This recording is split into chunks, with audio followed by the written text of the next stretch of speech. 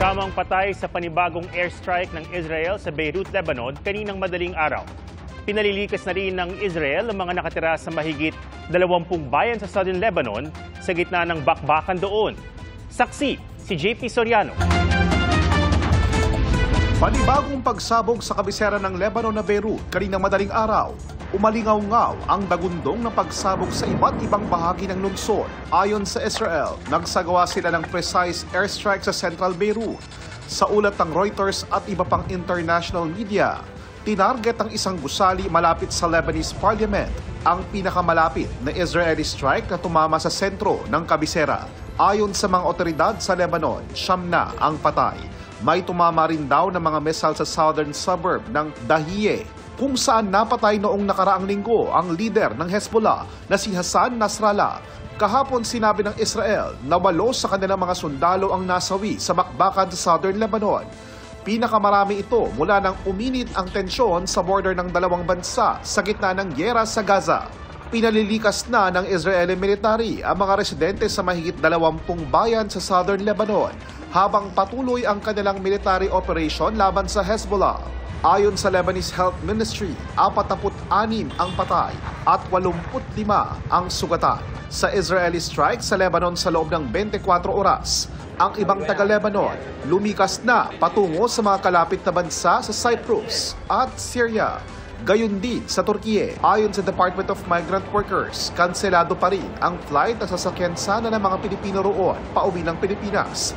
Posible sa mga susunod na linggo na ito matuloy. May hiwalay ring chartered flight na inaayos ang ating gobyerno. Para naman sa ilang Pilipino sa Israel, tila nagbalik ang bangungot ng pag-atake ng Hamas noong October 7 ng nakaraang taon nang umulan ng missiles mula sa Iran nitong Martes. Lord. Ito na po, buhay Israel na naman. Doon po yan sa kabila. Ayan o. Ano nila? Nagbabalikan sila. Uy, sa kanyang kawawa naman yung nababagsakan.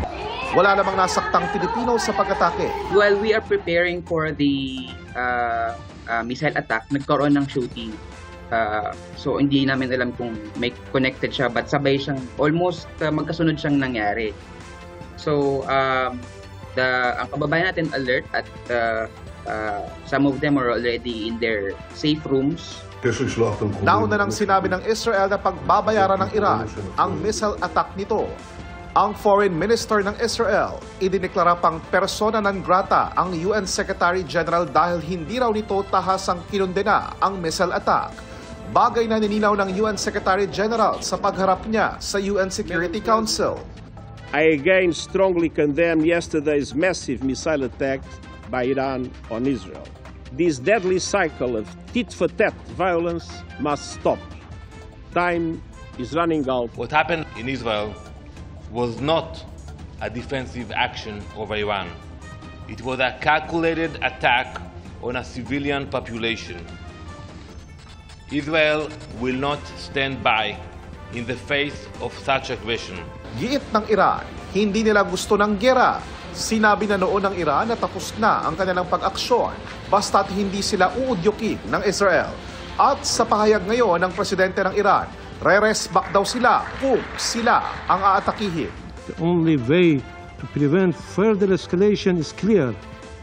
Israel must immediately cease its war on Gaza and its attacks on Lebanon must stop. Para sa GMA Integrated News, JP Soriano ang inyong saksi.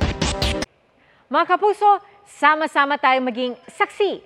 Mag-subscribe sa GMA Integrated News sa YouTube at para sa mga kapuso abroad, samahan niyo kami sa GMA Pinoy TV at sa www.gmanews.tv.